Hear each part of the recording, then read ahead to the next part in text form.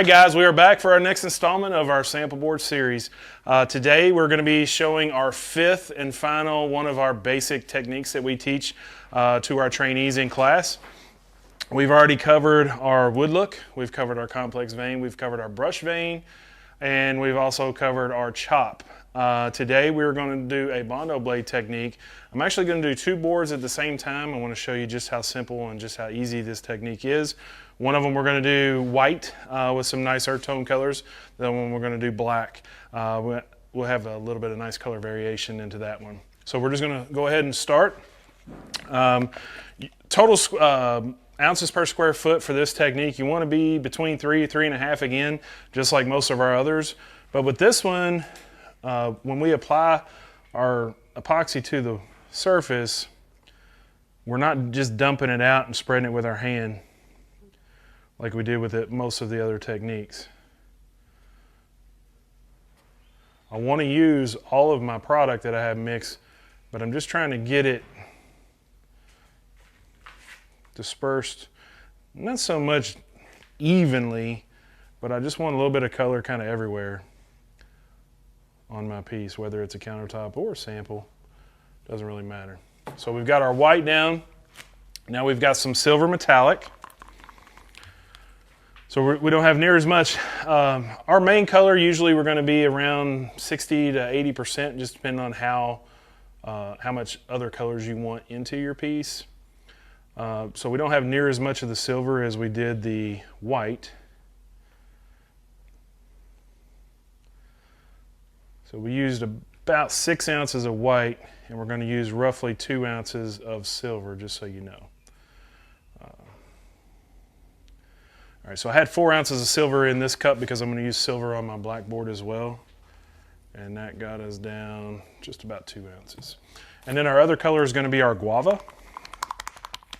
So I'm going to pour the guava mainly in areas where the silver is not.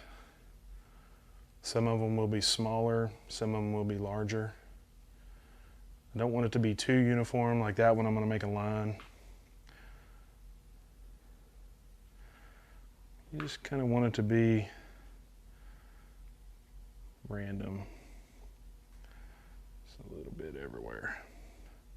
I'm actually going to pour some drizzle out just to give us a little bit more character. I'm going to go ahead and disperse my color on the black one as well. So we have black pigment just like the white. I'm just going to spread it out.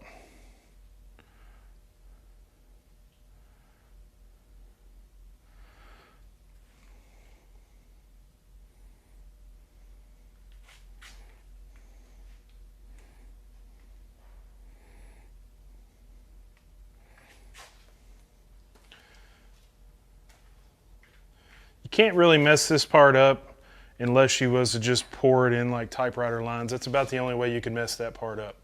So now we're going to use the rest of our silver. Do keep in mind, black is going to swallow a lot more of your color than the white will. So you probably will want to change your ratios a little bit if you're using black versus white epoxy as your main color. And you don't have to use white or black as your main color. You can use other colors as well. These are just the more popular ones. So that's why we're doing them for the sample board series here. Okay, so we got our silver down. And on this one, we're going to use some Cambridge blue. We're going to, just like we did with the guava, we're just going to pour this in some places where the silver is not. We're not so much worried about the black as much as we are the silver.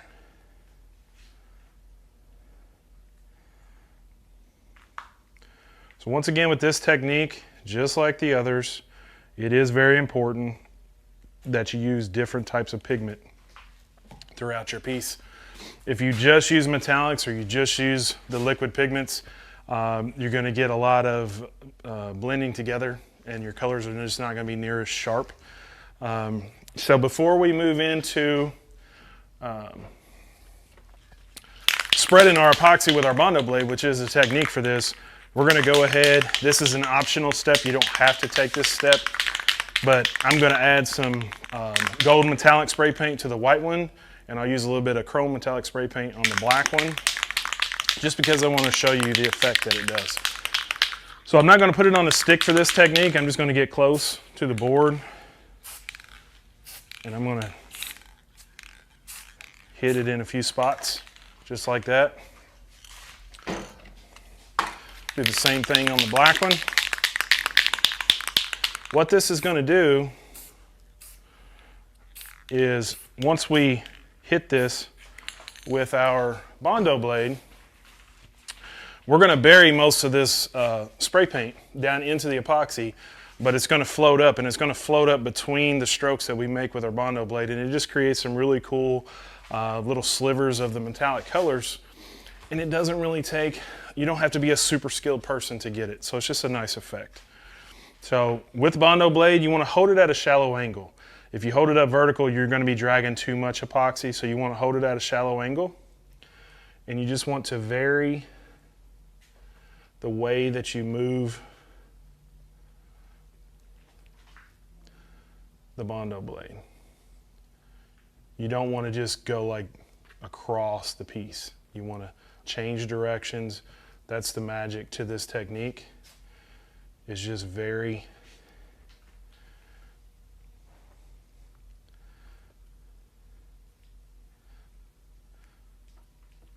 the direction, and you can also slightly vary the angle of your Bondo blade, and it will change the effect slightly. So if you have an area maybe that is lacking a little bit of epoxy, like you didn't do a great job when you poured your epoxy down to get it evenly dispersed across your piece, you can use a little bit more pressure. Like if you're real heavy over here and you're a little bit light there, just use more pressure on your blade and go ahead and drag the epoxy over as early as you can in the process. Chris, if you want to come over here, I want to show them. With this technique, we don't spread the epoxy with our hands, so we never have the opportunity to spread the epoxy across the face of this board. So now, after doing the Bondo blade, we have some nice drips. So we just want to take our gloved hand and just get that epoxy spread across that face. It's going to continue to roll over that face. This is important to have clean plastic on your tables, because I can use these drippings just to get a little bit more volume. So once again, I want epoxy on all of my edges. A couple little dry spots. I'm going to touch them. I don't really like this spot right here. There's no real color here. See that? So we're just going to hit that a couple times and see if we can get some color to show up. All right. So that's pretty much it for the Bondo blade technique on the white piece. So I'm just going to wipe it off so I get the white epoxy off of my blade. And I'm just going to move straight over into the black one. Same technique, hold the blade shallow, and you just want to vary the direction that you move the blade.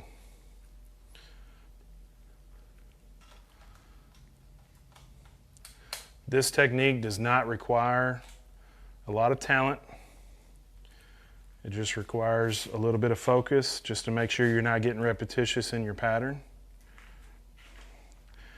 And you'll see that I'm kind of taking short strokes because this is such a small sample board. You know, if this was a really large countertop, you might see me take a swipe that might be 2 foot long. But you just kind of want to vary it and change it based upon how big the surface is. This is one thing to try to get.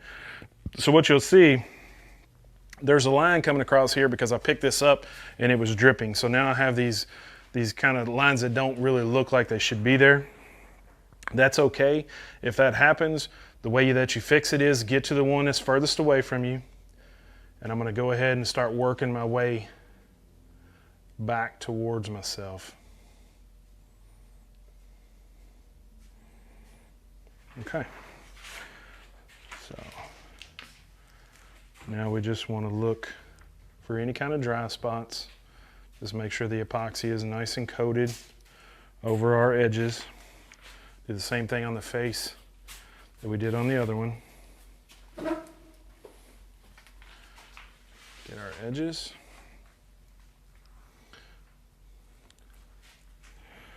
There we go. All right.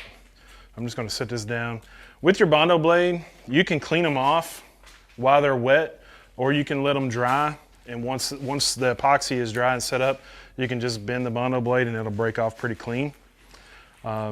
Usually I'm the type of guy that just likes to wipe them off while they're wet, and then I know it's ready to go next time I want to grab it. So now it's time to move on to our isopropyl alcohol. Once again, we're just barely going to hit the trigger. We want those small and large droplets.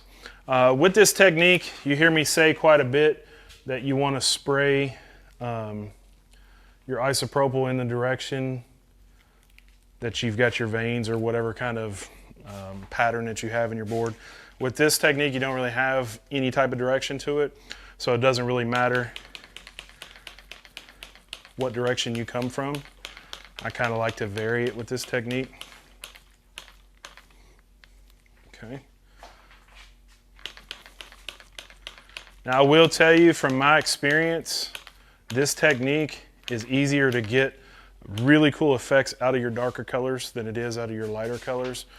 A lot of times your lighter colors, they'll kind of take on a little bit more of a muddy effect. But some color combinations work pretty well, but I think you're going to see once these are all done and settled, the black one's going to be more appealing to most people. But that's pretty much it for the Bondo blade technique. Now, anytime you spray isopropyl, you always want to look for any spots that it impacted the epoxy and got all the way to the base coat, because it's just going to create little circles in your epoxy. And if you see that, all you got to do is touch them a couple times and they will go away.